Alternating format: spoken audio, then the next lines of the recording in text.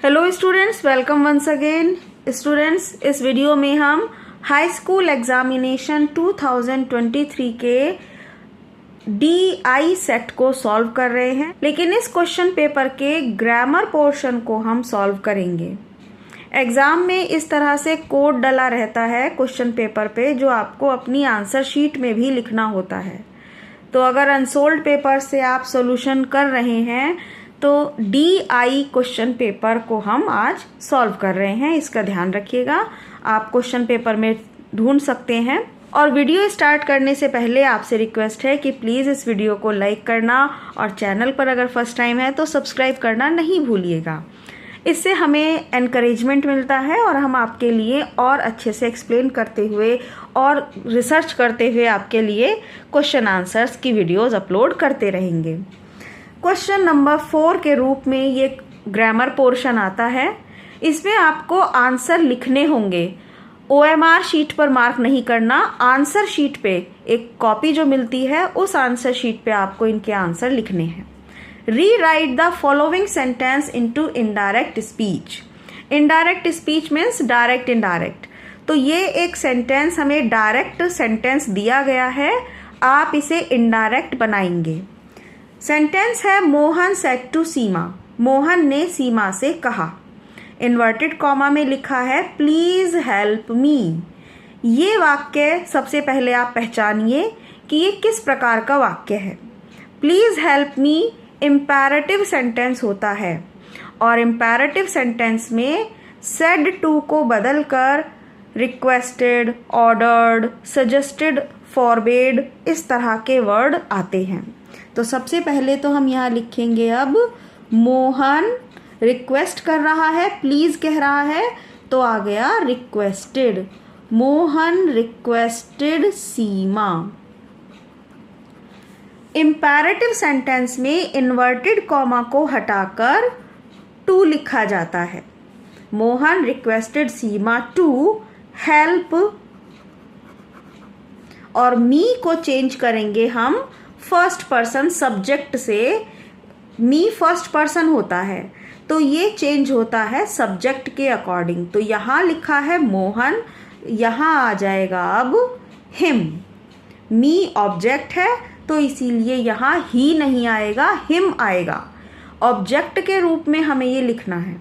और प्लीज इसलिए नहीं आएगा क्योंकि हमने प्लीज की जगह रिक्वेस्टेड शब्द को यूज कर लिया है। Mohan requested Seema to help him. Mohan ने सीमा से रिक्वेस्ट की कि वह उसकी हेल्प करे, मदद करे। बी क्वेश्चन है change the following into passive voice. अब ये सेंटेंस हमें पैसिव वॉइस में चेंज करना है। I am writing a letter. Last वाले वीडियो में भी हमने बताया था कि पैसिव वॉइस में सब्जेक्ट ऑब्जेक्ट की जगह आता है और ऑब्जेक्ट सब्जेक्ट की जगह आता है। तो सबसे पहले इसे ए लेटर, वर्ब के बाद ये हो गया ऑब्जेक्ट, तो पहले इसे लिखेंगे ए लेटर। अब लेटर के साथ एम नहीं आता, लेटर के साथ आएगा is. A letter is. Continuous tense है, ING आ रहा है तो हम यहाँ लिखेंगे being. A letter is being. Write verb की अब आएगी यहाँ पर थर्ड फॉर्म, तो ये लिखा जाएगा written. A letter is being written by me. I को मी बनाकर लिखेंगे और सब्जेक्ट के से पहले यहाँ पर ऑब्जेक्ट के रूप में जब हम ये सब्जेक्ट लिख रहे हैं तो बाय लिखना ज़रूरी है। इस बाय का मतलब है द्वारा। एक लेटर लिखा गया है मेरे द्वारा। सी क्वेश्चन है punctuate the following. Punctuate it means punctuation, और पंक्चुएशन का मीनिंग है जहाँ कैपिटल लेटर की ज़रूरत है तो वहाँ कैपिटल लेटर बनाना है। कॉमा, इन्वर्टेड कॉमा, इन सारे निशानों का ध्यान रखना है। क्वेश्चन मार्क आएगा या फुल स्टॉप आएगा, ये सब। तो ये है हमारे सामने एक सेंटेंस जिसमें अक्षरों को, चिन्हों को सही नहीं लिखा गया। अब हम इसे सही करके लिखेंगे तो सबसे पहले ये अक्षर बनेगा कैपिटल एस। सेंटेंस लिखते समय सबसे पहला अक्षर capital. She said to me. ये सेंटेंस अक्सर डायरेक्ट सेंटेंस की तरह से होते हैं। जिस किसी भी सेंटेंस में ये आ रहा हो ना सेड टू, तो ये समझ लीजिए कि आपको उसमें आगे चल के कॉमा और इन्वर्टेड कॉमा का प्रयोग करना है। जैसे डायरेक्ट सेंटेंस लिखा होता है, यहाँ हमने ये अभी सॉल्व किया था ये वाला सेंटेंस। तो देखो इसमें लिखा है ना सेड टू और फिर कॉमा इन्वर्टेड कॉमा आ रहा है। इसी तरह से हम यहाँ इसे पंक्चुएट करते समय इस बात का ध्यान रखेंगे कि सेड टू वाले वाक्य में कॉमा और इन्वर्टेड कॉमा का प्रयोग होता है। पहले लिखा शी सेड टू मी, उसने मुझसे कहा, फर्स्ट लेटर कैपिटल आ गया। अब ये एक बात खत्म हो गई तो यहाँ कॉमा और उसके बाद नई स्पीच शुरू हो रही है, उससे पहले हम इन्वर्टेड कॉमा बना देंगे। इसके बाद है ये हैव, एच कैपिटल आएगा। अब इन्वर्टेड कॉमा के बाद जो भी वर्ड आप लिखेंगे उसका पहला अक्षर कैपिटल बनेगा। तो एच कैपिटल बनाते हुए हमने लिख दिया have you ever been to Goa. अब गोवा जगह का नाम है तो जी बनेगा कैपिटल। और ये हमारा सेंटेंस है प्रश्नवाचक। Have you ever been to Goa, have से शुरू हो रहा है, हेल्पिंग वर्ब से, तो ये प्रश्नवाचक वाक्य है। कह रहे हैं कि क्या तुम कभी गोवा गए हो। Have you ever been to Goa, क्या तुम कभी गोवा गए हो। तो इसलिए इसमें क्वेश्चन मार्क आया और उसके बाद हम इन्वर्टेड कॉमा से इसे क्लोज कर देंगे। ये आपके 2 नंबर पूरे पक्के हो गए।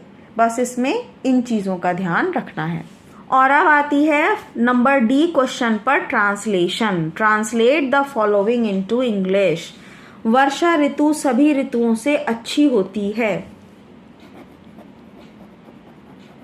रेनी वाक्य को हम इस तरह से बनाएंगे, rainy season is better than all the season. Rainy season is better than all the seasons. चारों ओर हरियाली दिखाई देती है। ग्रीनरी सीम्स या फिर appears all around.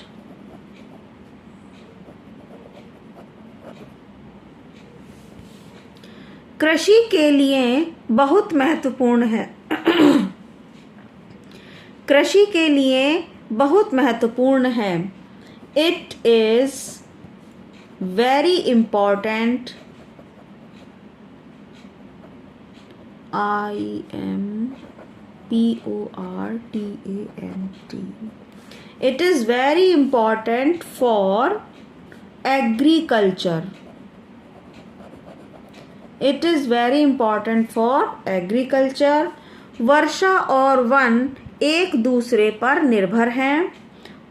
Rain and forest